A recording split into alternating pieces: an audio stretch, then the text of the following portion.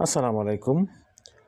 আমরা ছোটকাল থেকে শুনে আসছি যে শীতকালে আমাদের দেশে শীতের পাখি আসে এবং বিভিন্ন সময় আমরা বিলে বা খালে শীতের পাখি দেখে থাকি।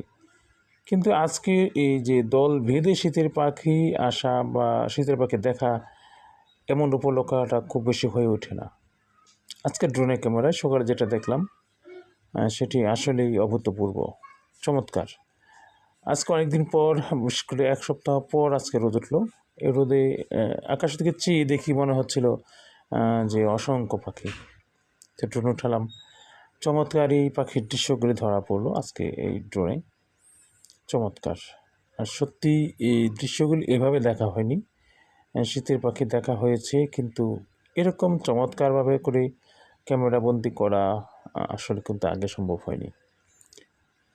আপনারা হয়তো দেখেছেন শীতের পাখি, কিন্তু এভাবে করে শীতের পাখি দেখা বা এত পাখি একসাথে দেখা, দল বেঁধে ঘুরে বেড়ানো দেখা, উড়ে বেড়ানো দেখাটা কিন্তু আমাদের সাধারণত হয়ে ওঠে না।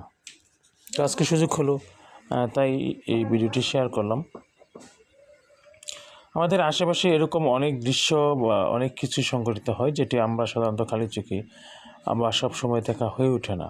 কার মাধ্যমে বা কারো দ্বারা আমরা সেগুলি দেখে থাকি। চমৎকার এই দৃশ্যগুলি, এত পাখি একসাথে দল বেঁধে উড়া আসলেই চমৎকার।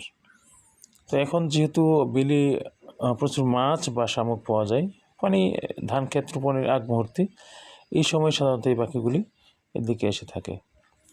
অসংখ্য পাখি, যতটুকু চোখ যায় আপনারা দেখতে পাচ্ছেন হয়তো, যে পাখি, এত পাখি, এত বিশাল পাখির পহর বা দল সাধারণত আমাদের দেখা হয় না।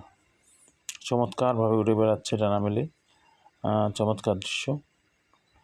তবুও রিক্সি হয়ে গেছে, যেহেতু এতগুলি পাখি, কোনটার সাথে যদি ড্রোন বাড়ি খায় তাহলে ক্র্যাশ করবে, ভেঙে যাবে। এই জন্য ভয়ে অবশ্য অতটা রেকর্ড করা হয়নি।